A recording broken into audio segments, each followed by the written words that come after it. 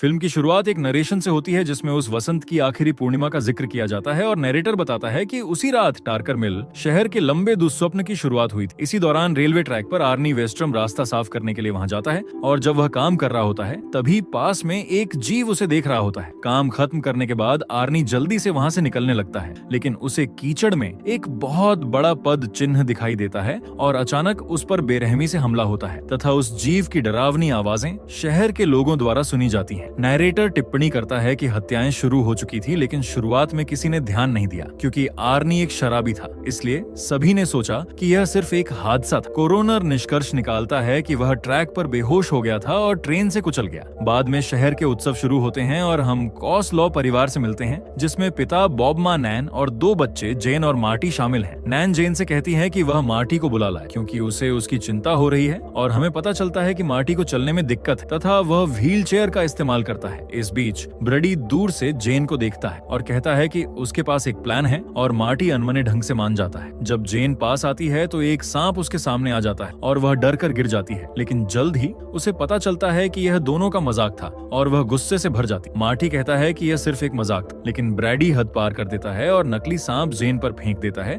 जिससे वह कीचड़ में गिर जाती है। जेन वहां से ये कहते हुए चली जाती है कि वह अपने भाई से नफरत करती है और रास्ते में वह एक महिला को एक आदमी से झगड़ते हुए देखती है। बिना जाने वह वेयरवुल्फ के अगले शिकार की गवाह बन जाती है। बाद में परिवार घर पहुंचता है और बॉब जेन से अपने भाई की मदद करने को कहता है और ऐसा करते हुए मार्टी पूछता है कि क्या अंकल रेड आ रहे हैं। जेन कहती है हाँ, लेकिन उसे कहती है कि वह उनके बारे में सोचना छोड़ दे क्योंकि रेड सिर्फ एक चिड़चिड़ा शराबी है। मार्टी अपने अंकल का बचाव करने की कोशिश करता है, लेकिन जेन उसे अकेला छोड़कर चली जाती है। रात के दौरान मार्टी अपनी बहन के कमरे में जाकर माफी मांगता है और उसे अपनी पॉकेट मनी देता है ताकि वह नए मौजे खरीद सके और अनमने ढंग से जेन उसकी माफी स्वीकार कर लेती है। मार्टी मौका पाकर पूछता है कि क्या उसने रेड के बारे में जो कहा वह सच है और जेन इसकी पुष्टि करती है, लेकिन अपने कहने के तरीके के लिए माफी मांगती है तथा बताती है कि उनके अंकल का तलाक हो रहा है। इस खबर से खुश होकर मार्टी कहता है कि उसे उनकी पत्नी कभी पसंद नहीं थी। उसी रात पहले झगड़ती हुई दिखाई गई महिला गर्भवती होने और छोड़े जाने के बाद अपनी जान लेने की तैयारी करती है, लेकिन उससे पहले ही वह दानव उस जगह पर आता है और घर पर चढ़ने लगता है। किसी की मौजूदगी महसूस करते हुए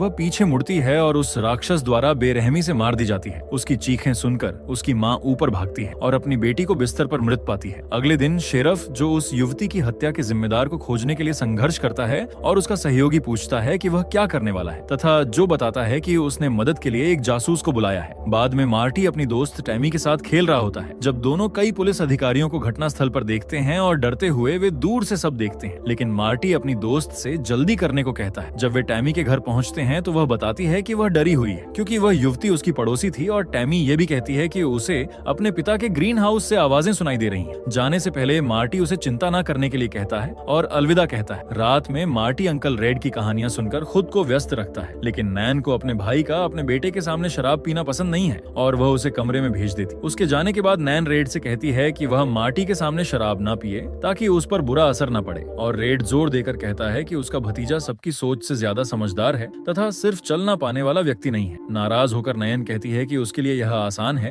क्योंकि वह कभी कभी आता है और फिर चला जाता है और उसे डर है कि उसका बेटा सब कुछ छोड़ देगा, लेकिन रेड कहता है कि मार्टी एक मजबूत लड़का है। नयन कहती है कि उसका बेटा उसे एक प्रेरणा मानता है और उसे इस हालत में देखना उसे तोड़ सकता है। उसी रात टैमी का पिता टीवी देख रहा हो जब उसे बाहर दस्तक की आवाज सुनाई देती है और चिढ़कर वह अपनी बंदूक उठाता है तथा जांच करने बाहर जाता है। अपने ग्रीन हाउस में पहुंचता है जहां उसे कुछ टूटे हुए गमले मिलते हैं। गुस्से में वह जगह की तलाशी जारी रखता है और एक मकड़ी को देखकर चौंक जाता है। वह आगे बढ़ता है, लेकिन पीछे से आवाज सुनकर फिर चौंकता है और अपनी बंदूक चला देता है। अचानक सब कुछ हिलने लगता है और वह जीव जमीन से निकलकर उसे नीचे खींचने लगता है। अगले दिन लोग अखबार पढ़ते हैं और पता चलता है कि पुलिस इस मामले को एक सनकी व्यक्ति का काम मान। अधिकारी लोगों से कर्फ्यू का पालन करने को कहते हैं और डरे हुए लोग रात होने से पहले घरों में रहने लगते हैं। इसी बीच मार्टी और ब्रडी पार्क में पतंग उड़ा रहे होते हैं, लेकिन उनका मजा जेन के आने से टूट जाता है जो अपने भाई से कहती है कि खाना तैयार। मजबूरी में मार्टी उसके साथ जाने का फैसला करता है और वह पूछता है कि क्या ब्रडी नहीं आ रहा, लेकिन उसका दोस्त कहता है कि वह बाद में आएगा, जिससे मार्टी चिंतित हो जाता है। अंत में शहर के वर में एंडी शरीफ के काम पर सवाल उठाता रहता है। एक आदमी उसे शांत करते हुए कहता है कि जांच जारी है, लेकिन एंडी कहता है कि यह जांच एक मजाक है, जिससे ऑफिसर पीटर गुस्से में आकर उस पर झपट पड़ता है। बहस तब रुक जाती है जब ब्रैडी के पिता हर्ब किंगड वहां आते हैं और पूछते हैं कि क्या किसी ने उसे देखा है।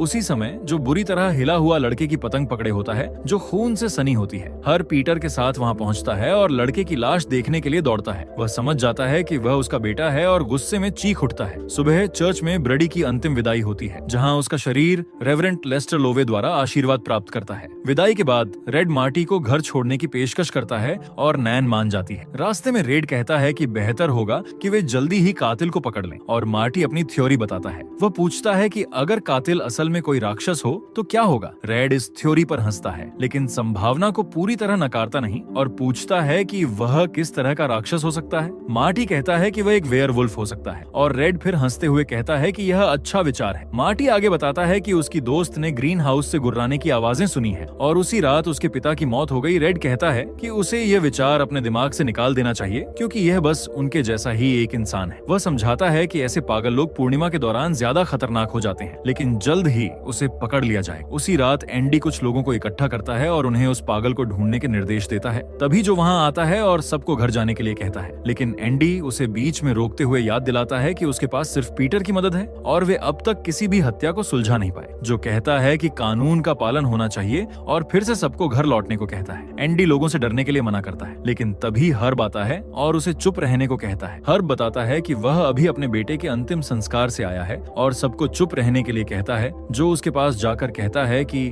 वह उसकी हालत समझ सकता है, लेकिन उसे समझदारी से काम लेने को कहता है। आंसुओं में हर्ब कहता है कि यह बातें बेकार हैं और बताता है कि ब्रैडी को टुकड़ों में काट दिया गया था। वह सवाल करता है कि जो उन्हें न्याय पाने से कैसे रोक सकता है, लेकिन जो चुप रहता है हर्ब कहता है कि वह खुद अपने हाथों से न्याय करेगा, जिससे बाकी लोग भी उत्तेजित हो जाते। रेवरेंड लेस्टर लोवे वहां आते हैं और उन्हें रोकने की कोशिश करते हैं, लेकिन असफल रहते हैं। शेरफ उनसे कहता है कि उन्हें जाने दें, क्योंकि वह पहले ही कोशिश कर चुका है। लेस्टर लोवे को लगता है कि वह कुछ जानता है और वह उन्हें रोकने की कोशिश जारी रखता है, लेकिन फिर असफल हो जाता है। समूह शिकार शुरू करता है और संदिग्ध की तलाश में जंगल में प्रवेश कर अलग अलग हो जाता है। एंडी का समूह आगे बढ़ता है, लेकिन अचानक जंगल में आवाजें सुनाई देती हैं और वे तैयार हो जाते हैं। एंडी सुझाव देता है कि वे एक लाइन बनाकर आगे बढ़ें और व्यवस्थित होकर आगे बढ़ते हैं। रास्ते में उन्हें घुर्राने की आवाज सुनाई देती है और घना कोहरा पूरे इलाके को घेर लेता है, जिससे वे घबरा जाते हैं। अचानक एक आदमी पर हमला होता है और उसे कोहरे में घसीट लिया जाता है। घबराकर एक आदमी पीछे हटने की बात करता है, लेकिन उस पर भी हमला हो जाता है। डरे हुए बाकी लोग अपनी जान बचाने के लिए भागने लगते हैं, जबकि एक और आदमी पकड़ा जाता है। अगले दिन रेवरेंड लेस्टर लोवे मृतकों के लिए एक और प्रार्थना सभा आयोजित करते हैं। लेस्टर बेचैन लगता है, लेकिन भाषण जारी रखता है और सही शब्द खोजने की कोशिश करता है। हर्ब पागलों की तरह ही हंसता है और कहता है कि शब्दों में सुकून नहीं, असली सुकून अपने हाथों से न्याय लेने में है। लेस्टर उन्हें शांत करने की कोशिश करता है, लेकिन सभी लोग चिढ़े हुए लगते हैं। अचानक सभी लोग वेयरवुल्फ में बदलने लगते हैं, दृश्य जिससे रेवरेंड डर जाता है और वह रात के बीच में चीखते हुए उड़ जाता है, जिससे पता चलता है कि यह सब एक सपना था। बाद में कॉस्लो परिवार पार्क जाता है, लेकिन उसे बंद पाकर मार्टी नाराज हो जाता है। जेन सवाल करती है कि वे हमेशा उसके भाई की ही बात क्यों मानते हैं। माता पिता कहते हैं कि वे पहले ही उसे मार्टी को परेशान करना बंद करने के लिए कह चुके हैं, जिससे वह और चिढ़ जाती है। वे वापस जाने का फैसला करते हैं और रास्ते में कर्फ्यू का पालन करने की चेतावनी सुनते हैं। बारबेक्यू के दौरान मार्टी अंकल रेड से अपनी भड़ास निकालता है।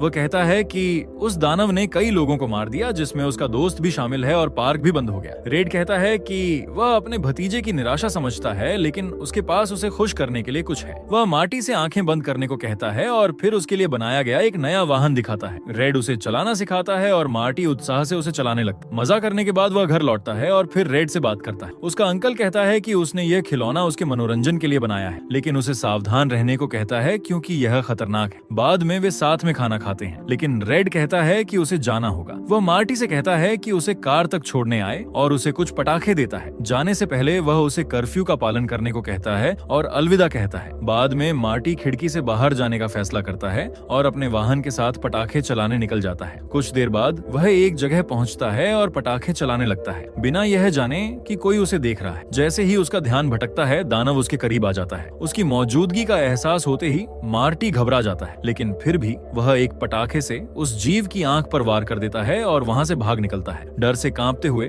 वह गाड़ी को पूरी रफ्तार से दौड़ाता है और किसी तरह घर पहुंचकर जल्दी से खिड़की से अंदर चढ़ जाता है। घबराकर वह रेड को फोन करता है और कहता है कि उसने वेयरवुल्फ देखा है, लेकिन रेड इसे सिर्फ एक बुरा सपना बताता है। मार्टी जोर देकर कहता है कि यह सच है, पर रेड उसकी बात नहीं मानता और उसे सो जाने को कहता है। साथ ही कहता है कि वेयरवुल्फ जैसी कोई चीज नहीं होती। सुबह जेन अपने भाई के पास आती है और पूछती है कि क्या वह ठीक है, क्योंकि वह घंटों से वहीं खड़ा है। मार्टी कहता है कि उसे उससे बात करनी है, क्योंकि रेड ने उसकी बात पर विश्वास नहीं किया, और जेन पूछती है कि मामला क्या है, तभी बड़ी हो चुकी जेन की आवाज में नया नरेशन शुरू होता है। वह कहती है कि उस समय उसकी बात अविश्वसनीय लगी थी, लेकिन उसने ज्यादातर बातों पर विश्वास किया। वह अपने भाई की मदद करने का फैसला करती है क्योंकि उसे लगता है कि वह हर शब्द सच मान रहा है। जेन फिर घर घर जाकर कैन इकट्ठा करने लगती है जो दोनों की बनाई योजना का हिस्सा था, क्योंकि मार्टी ने उस जीव की आंख पर वार किया था जिससे वह एक आंख से अंधा हो गया था। जेन संदिग्ध को ढूंढती रहती है लेकिन उसे कहीं नहीं पाती और धीरे धीरे उसे मार्टी पर विश्वास करने का पछतावा होने लगता है। रास्ते में वह रेवरेंट के घर रुककर कैन देने जाती है और बताती है कि वह अपने भाई से नाराज है, जिस पर रेवरेंट कहते हैं कि भाई बहन अक्सर ऐसे ही व्यवहार करते हैं। फिर वह उससे कैन को गैरेज में रखने को कहता है। जेन बिना कुछ शक किए अंदर चली जाती, लेकिन घायल आंख वाले उस आदमी को नहीं पहचान पाती। वह कैन रखने लगती है, तभी एक चूहा देखकर चौंक जाती है और गिर जाती। उठने पर वह उस डंडे को देखती है जिसका इस्तेमाल पहले एक आदमी ने किया था। तभी लेस्टर वहां आता है और पूछता है कि कोई समस्या तो नहीं, और जेन उसकी घायल आंख देख लेती है। सदमे में वह कांपने लगती है और वह उससे पूछता है कि क्या वह ठीक है। उसे मदद और घर छोड़ने की पेशकश करता है। डरी हुई जेन मना कर देती है और वहां से चली जाती है, जबकि रेवरेंड उससे मार्टी को उसका संदेश देने को कहता है। घर पहुंचकर वो बताती है कि असली कातिल कौन है, जिससे मार्टी हैरान रह जाता है। जेन पूछती है कि अब वे क्या करेंगे क्योंकि वे बड़ों को नहीं बता सकते। मार्टी कहता है कि उसे पता है क्या करना है और वह रेवरेंड को एक चिट्ठी लिखता है जिसमें कहता है कि वह उसका राज जानता है और उसे रुकने को कहता है, वरना वह सब कुछ बता देगा। अगले कुछ दिनों तक वे चिट्ठियां भेजते रहते हैं और एक दिन रेड को सब कुछ बता देते हैं। रेड कहता है कि उसे मार्टी से ऐसी उम्मीद थी लेकिन जेन से नहीं, और उसे समझदारी से काम लेने को कहता है। जेन कहती है कि वह समझ नहीं रहा, जिस पर रेड छिड़कर पूछता है कि वे किस बारे में बात कर रही है, क्योंकि दोनों रेवरेंट को खुदकुशी करने के लिए कह रहे हैं। मार्टी समझाता है कि उसने उस जीव की आंख पर वार किया था और अब रेवरेंट की आंख पर पट्टी है। सब कुछ समझाने के बाद भी रेड बच्चों की बात नहीं मानता। मार्टी कहता है कि अब तक लेस्टर सारे सबूत मिटा चुका होगा। रेड कहता है कि वह वेयरवुल्फ जैसे खेल के लिए बहुत बड़ा हो चुका है और उन्हें इसे भूल जाने को कहता है। फिर भी वे उसे उस आदमी के घर ले जाने के लिए मना लेते हैं जहां वह उसे पेंटिंग करते हुए पाते। रेड सवाल करता है कि इतनी गंभीर चोट वाला आदमी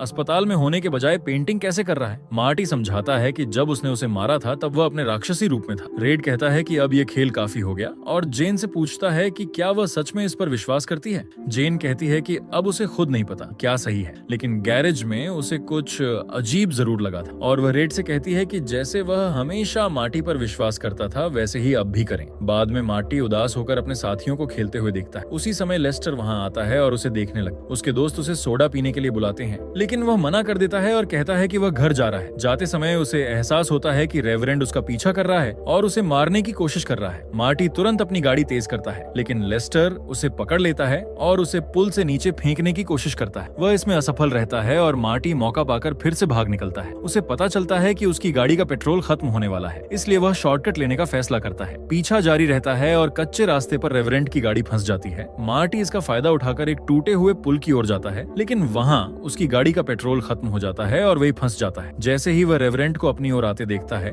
घबरा जाता है और उसे छोड़ देने की गुहार लगाता है। लेस्टर कहता है कि उसे अकेला छोड़ देना चाहिए था, लेकिन उसने चिट्ठियां भेजना जारी रखा। वह बताता है कि उसने वे चिट्ठियां पढ़ी थी, लेकिन उसके धर्म में आत्महत्या सबसे बड़ा पाप। वह कहता है कि उसने स्टेला को इसी वजह से मारा, लेकिन समय रहते उसे बचा भी लिया। गुस्से में लेस्टर कहता है कि वह सब कुछ भगवान की इच्छा के अनुसार कर रहा है, लेकिन लड़के ने बीच में दखल दी। वह कहता है कि अब वह उसे पुल से नीचे गिरा देगा ताकि यह हादसा लगे। तभी उन्हें ट्रैक्टर की आवाज सुनाई देती है और मार्टी समझ जाता है कि वह मिस्टर जिमरमैन है। वह जोर जोर से मदद के लिए चिल्लाने लगता है, जिससे वह आदमी वापस आ जाता है और रेवरेंड वहां से भाग जाता है। बाद में मार्टी अपने अंकल को सब कुछ बताता है। रेड कहता है कि इस कहानी पर विश्वास करना मुश्किल है और जेन सुझाव देती है कि उन्हें शेरफ से बात करनी चाहिए। रेड कहता है कि यह मुश्किल होगा क्योंकि मार्टी ने एक डरावनी कहानी बना दी है और कोई उस पर विश्वास नहीं करेगा। वह अपने भतीजे के वाहन को ध्यान से देखना शुरू करता है और रेवरेंड की कार के बॉडी वर्क के टुकड़े नोटिस करता है, जिससे उसे उनकी बात पर यकीन होने लगता है। बाद में रेड पुलिस स्टेशन जाता है और जो को सब कुछ बताता है, जो कहता है कि यह अब तक की सबसे पागल कहानी है और पूछता है कि क्या रेड सच में इस पर विश्वास करता है। रेड हिचकिचाता है, लेकिन कहता है कि रेवरेंड की जांच होनी चाहिए, जो कहता है कि वह ऐसा करेगा और रेड वहां से चला जाता है। इसके बाद जो रेवरेंड के घर जाता है और दरवाजा खटखटाता है, लेकिन कोई जवाब नहीं मिलता, इसलिए वह आसपास जांच करने का फैसला करता है। गाड़ी देखने के लिए वह गैरेज के अंदर प्रवेश करता है और टूटा हुआ हुआ बॉडी वर्क पाता है। जांच जारी रखते हुए वह लेस्टर को पाता है, जो उससे पूछता है कि वह क्या चाहता है, जो अपनी बंदूक निकालता है और कहता है कि उसे उसके साथ चलना होगा। लेकिन रेवरेंड उसकी बंदूक गिरा देता है और कहता है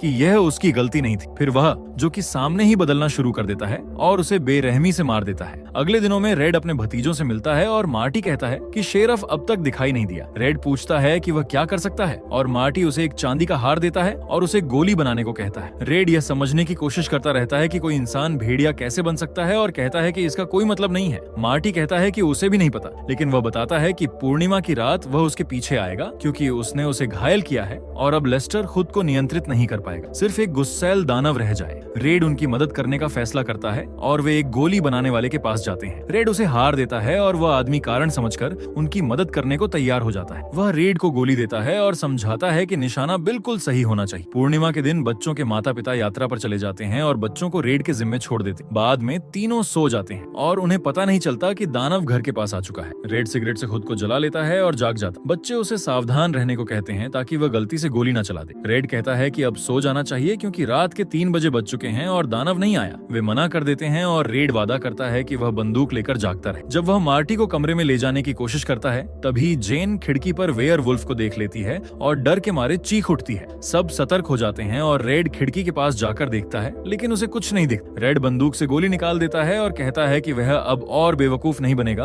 और उन्हें सोने के लिए कहता है। तभी दानव घर की बिजली काट देता है, जिससे सब घबरा जाते हैं, लेकिन रेड उन्हें शांत रहने को कहता है। दरवाजे से आवाज आती है और वे हमले के लिए तैयार हो जाते हैं, लेकिन दानव पीछे से आ जाता है। रेड गोली चलाने की कोशिश करता है, लेकिन दानव उसकी बंदूक दूर फेंक देता है और गोली नाली में गिर जाती है। मार्ट ही गोली लेने की कोशिश करता है, जबकि रेड दूर जा गिरता है, लेकिन वह संभल कर जेन की मदद के लिए दौड़ता है। वह दानव का सामना करता है, लेकिन वह ज्यादा ताकतवर होता है और उसे फिर से फेंक देता है। इसी दौरान भाई बहन गोली हासिल कर लेते हैं और बंदूक फिर से भरते हैं और मार्टी दानव पर गोली चला देता है। दानव जमीन पर गिर जाता है और धीरे धीरे इंसान के रूप में लौटने लगता है। वे देखते हैं कि शरीर फिर से उठता है, जिससे वे डर जाते हैं, लेकिन वह सिर्फ एक झटका होता है। मार्टी उन्हें भरोसा दिलाता है कि वह मर चुका है। वह अपनी बहन का उस पर विश्वास करने के लिए धन्यवाद करता है और कहता है कि वह उससे प्यार करता है, और इसी के साथ कहानी समाप्त हो जाती है।